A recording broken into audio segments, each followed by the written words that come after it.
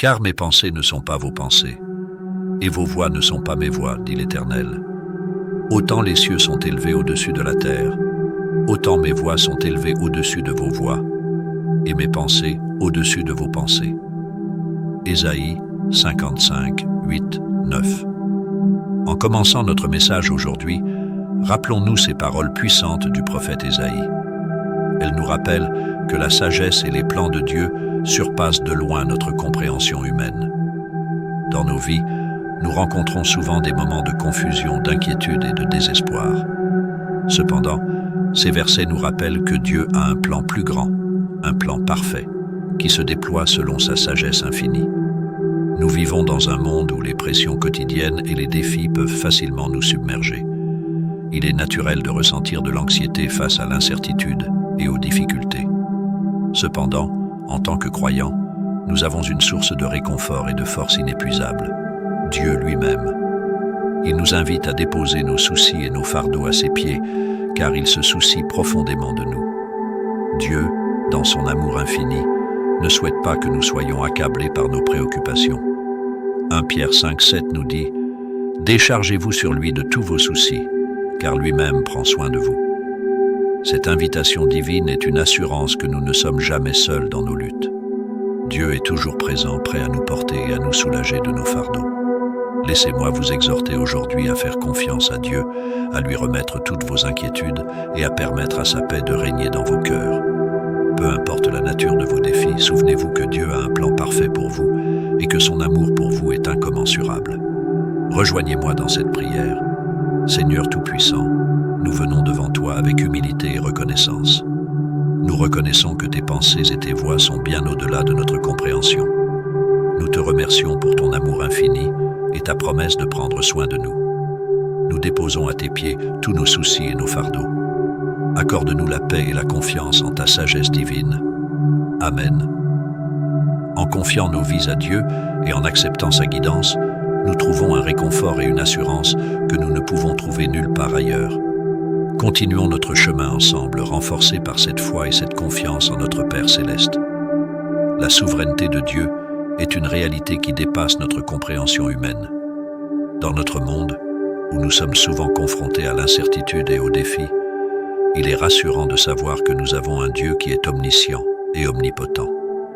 Imaginons un maître architecte, quelqu'un qui conçoit des bâtiments majestueux et complexes. Ce maître architecte connaît chaque détail de ses créations, de la plus grande structure au plus petit détail. De la même manière, Dieu, notre Créateur, est l'architecte de l'univers. Il est omniscient, ce qui signifie qu'il sait tout. Chaque pensée, chaque désir, chaque besoin de nos cœurs est connu de lui avant même que nous ne les exprimions. Dans Psaume 147, 5, il est écrit « Notre Seigneur est grand, puissant par sa force, son intelligence n'a point de limite. » En plus de sa connaissance infinie, Dieu est omnipotent. Il détient tout pouvoir dans ses mains. Il n'y a rien qu'il ne puisse accomplir. Cette omnipotence est illustrée dans les Écritures. Par exemple, lorsque Dieu sépara la mer Rouge pour les Israélites, démontrant qu'aucune force naturelle ou surnaturelle ne peut contrecarrer sa volonté.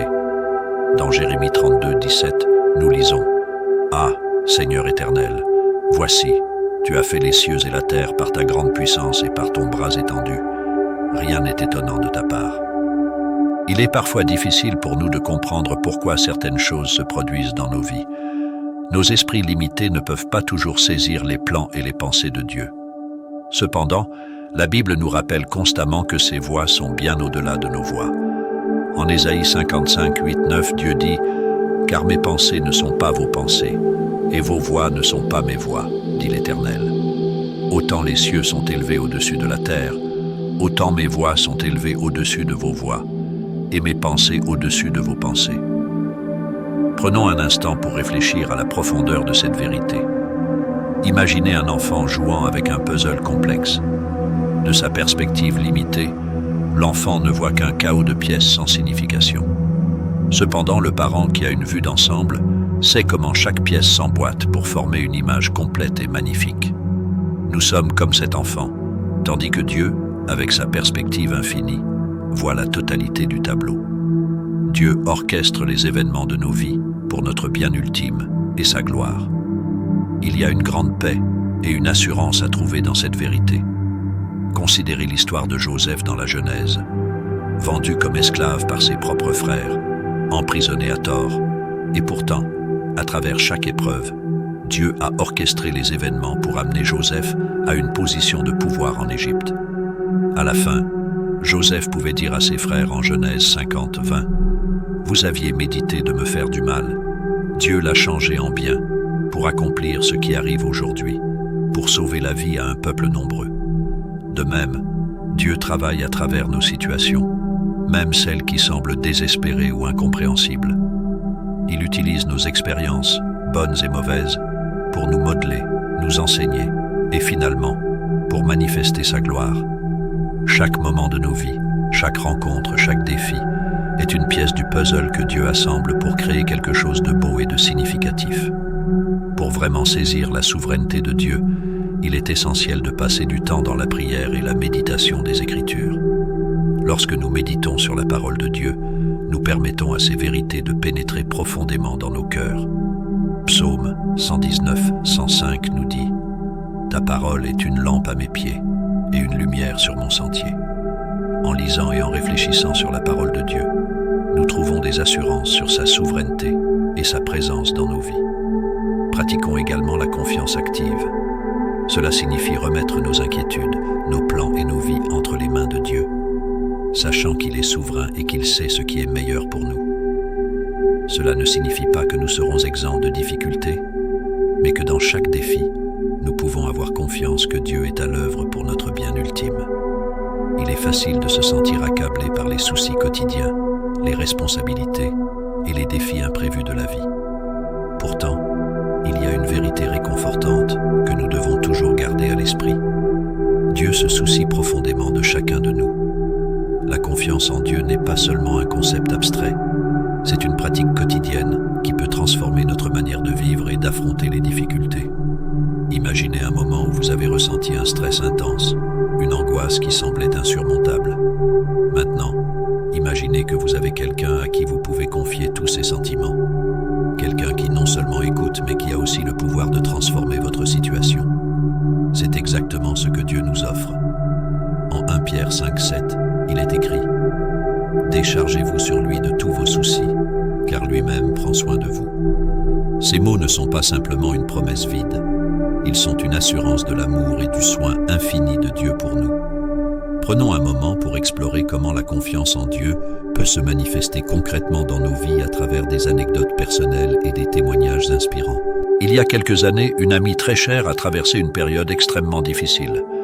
Après avoir été diagnostiquée d'une maladie grave, elle s'est sentie perdue et submergée par la peur et l'incertitude. Les médecins n'étaient pas optimistes et chaque jour semblait une montagne à gravir. C'est dans cette vallée sombre qu'elle a choisi de s'accrocher à sa foi. Chaque matin, avant de commencer sa journée, elle se tournait vers Dieu en prière, lui confiant ses peurs, ses douleurs et ses doutes. Elle lisait des passages de la Bible qui parlaient de guérison et de la puissance de Dieu, s'imprégnant de chaque parole. Elle ne cherchait pas seulement une guérison physique, mais aussi une paix intérieure. Avec le temps, quelque chose d'extraordinaire s'est produit. Non seulement son état de santé a commencé à s'améliorer de manière inattendue, mais elle a aussi trouvé une sérénité profonde, une force intérieure qui lui a permis de traverser cette épreuve avec courage. Aujourd'hui, elle est en rémission et elle attribue cette guérison non seulement aux traitements médicaux, mais surtout à la confiance qu'elle a placée en Dieu. Un autre témoignage inspirant est celui d'un homme qui a fait face à des difficultés financières écrasantes. Après la perte soudaine de son emploi, il s'est retrouvé avec des factures impayées et des dettes croissantes. Chaque jour était un combat pour subvenir aux besoins de sa famille. Dans cette période de désespoir, il a décidé de remettre ses soucis financiers entre les mains de Dieu. Il a commencé par prier chaque jour pour la provision divine, cherchant la sagesse et la direction. Il a également puisé dans les Écritures, trouvant du réconfort et des promesses de prospérité dans des versets comme Philippiens 4,19. « Et mon Dieu pourvoira à tous vos besoins selon sa richesse, avec gloire, en Jésus-Christ. » Peu de temps après, il a reçu une offre d'emploi inattendue, bien meilleure que celle qu'il avait perdue. Non seulement cette nouvelle position lui a permis de régler ses dettes, mais elle lui a aussi donné l'opportunité d'aider d'autres personnes dans le besoin. Aujourd'hui, il témoigne avec gratitude de la manière dont la confiance en Dieu a non seulement restauré ses finances, mais a aussi renforcé sa foi et son désir de servir les autres. Ces anecdotes ne sont que quelques exemples parmi tant d'autres. La confiance en Dieu n'est pas une solution magique qui élimine instantanément tous nos problèmes. Cependant, elle nous donne la force de les affronter avec un cœur apaisé et une assurance que nous ne sommes pas seuls. Elle nous permet de voir au-delà de nos circonstances immédiates et de croire en un avenir meilleur, façonné par les mains aimantes de notre Créateur. Chaque jour, nous avons l'opportunité de choisir la confiance en Dieu. Que ce soit dans les petits tracas de la vie quotidienne ou dans les grandes crises, rappelons-nous de ces témoignages de foi. La prochaine fois que vous vous sentirez submergé par vos soucis, prenez un moment pour vous tourner vers Dieu. Déposez vos fardeaux à ses pieds et permettez-lui de vous montrer combien il se soucie de vous. En cultivant cette confiance, nous découvrons une paix qui dépasse tout entendement et une force qui nous soutient même dans les moments les plus sombres. La confiance en Dieu n'est pas seulement un acte de foi, c'est une source inépuisable de réconfort et d'espérance. La prière est souvent décrite comme la respiration de l'âme. Elle est au cœur de notre relation avec Dieu, un moyen par lequel nous pouvons communiquer directement avec le Créateur de l'univers. Pourtant, beaucoup se demandent pourquoi la prière est si essentielle et comment elle peut transformer nos vies. Plongeons dans cette pratique spirituelle vitale et découvrons ensemble son importance. La prière est bien plus qu'une simple liste de demandes. Elle est un dialogue profond et intime avec Dieu. Imaginez la prière comme une conversation avec un ami proche, un confident à qui vous pouvez tout dire sans crainte de jugement. Dieu souhaite ardemment entendre nos voix, nos joies, nos peines, nos espoirs et nos doutes. En nous tournant vers lui en prière, nous ouvrons notre cœur et notre esprit à sa sagesse et à son amour. Dans Philippiens 4, 6, 7, il est écrit « Ne vous inquiétez de rien, mais en toute chose faites connaître vos besoins à Dieu par des prières et des supplications, avec des actions de grâce.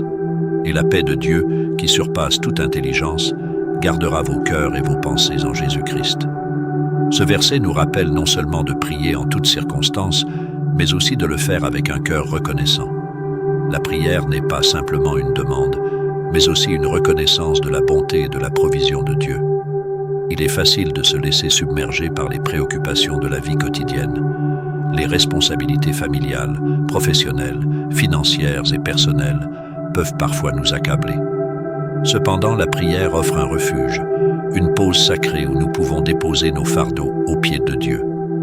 En faisant connaître nos besoins à Dieu, nous exprimons notre dépendance à son égard et notre confiance en sa capacité à prendre soin de nous. Un exemple concret de cela peut être trouvé dans l'histoire de Sarah, une jeune femme confrontée à une décision de carrière difficile. Elle était déchirée entre deux opportunités. L'une promettait un salaire élevé mais nécessitait de sacrifier du temps avec sa famille. L'autre offrait un équilibre entre vie professionnelle et personnelle, mais avec un salaire inférieur. Submergée par le stress de cette décision, Sarah a décidé de se tourner vers la prière.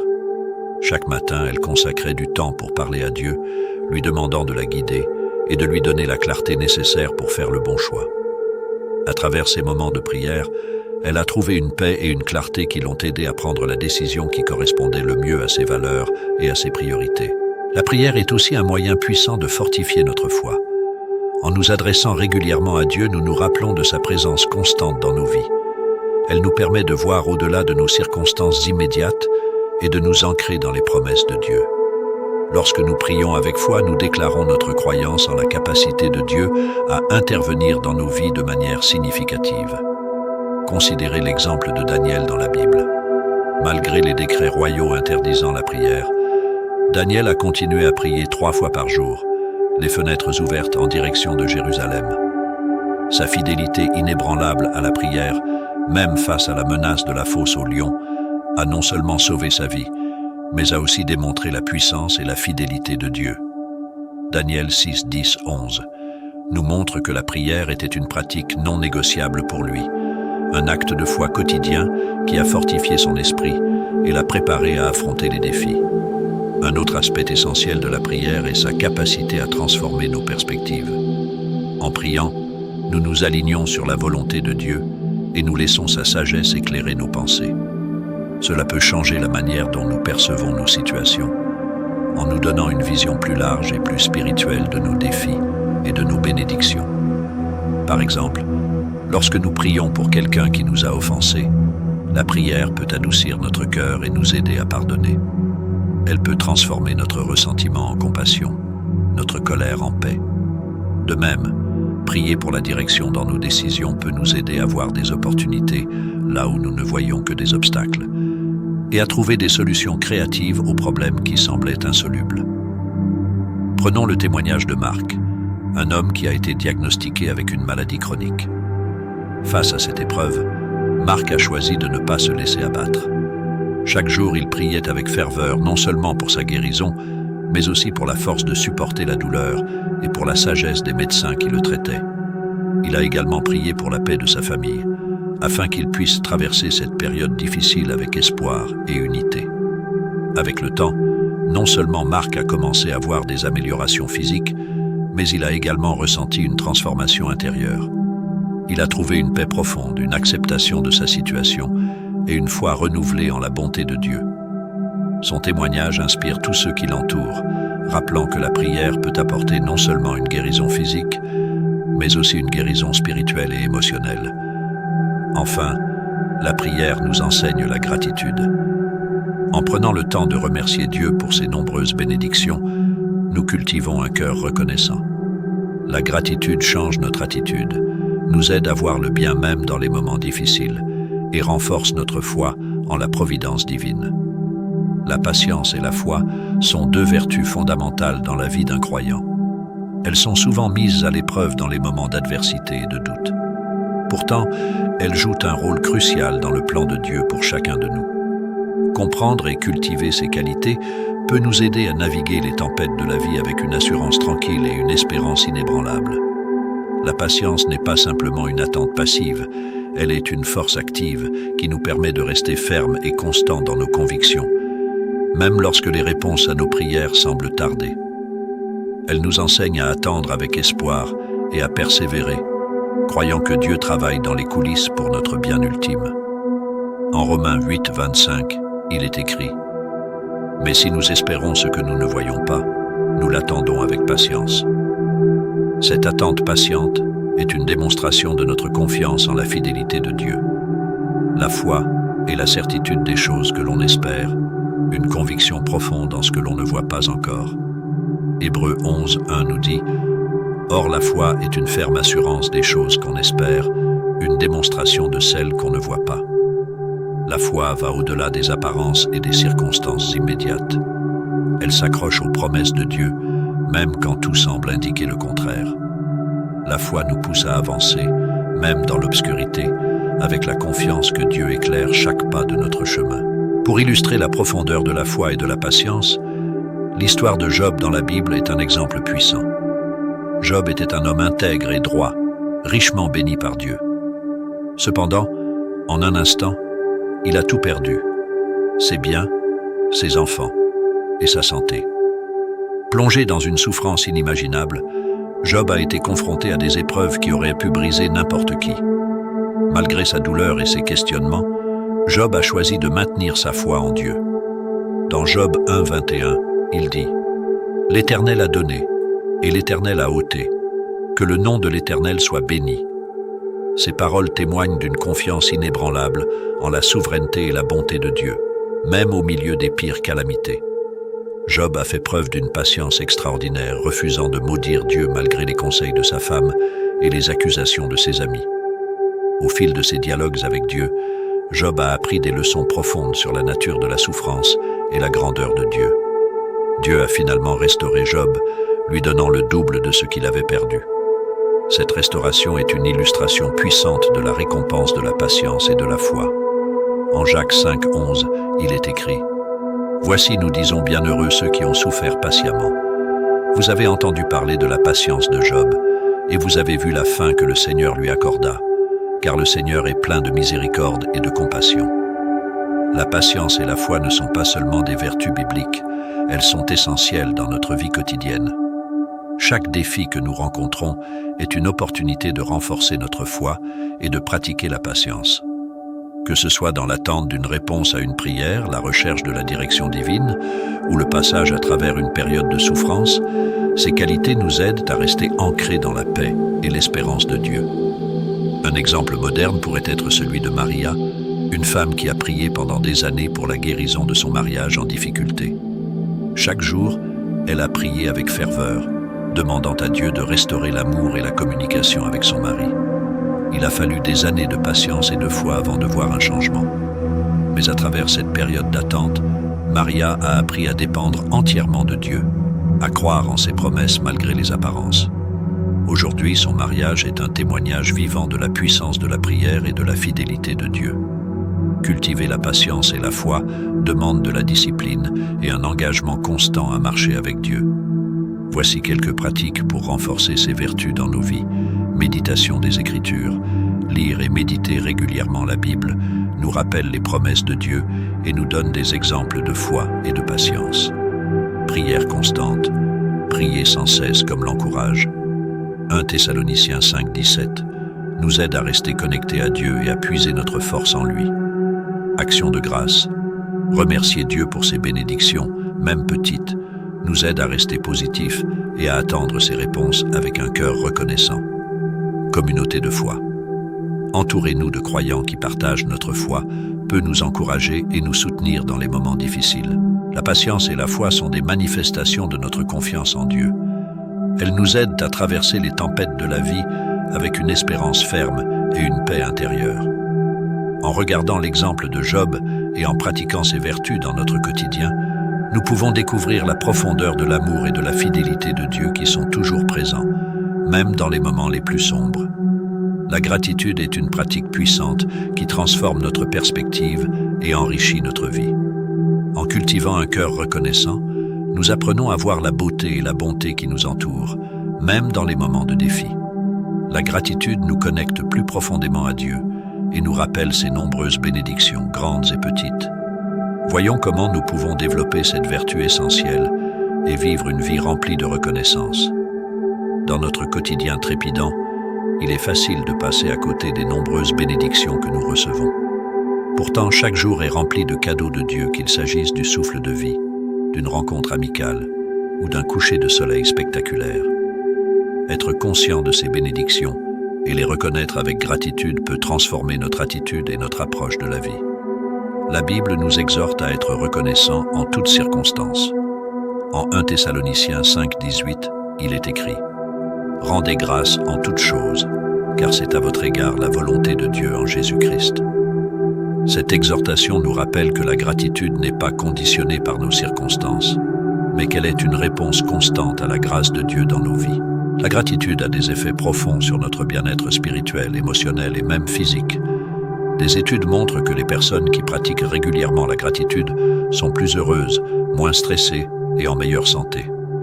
La gratitude nous aide à nous concentrer sur le positif et à voir les bonnes choses, même dans des situations difficiles. Elle nous permet de nous rappeler que, malgré les défis, nous avons beaucoup de raisons d'être reconnaissants. Prenons l'exemple de Jean, un homme qui a traversé une période de chômage prolongé. Plutôt que de se concentrer sur ses difficultés, Jean a choisi de pratiquer la gratitude. Chaque jour, il notait 3 choses pour lesquelles il était reconnaissant.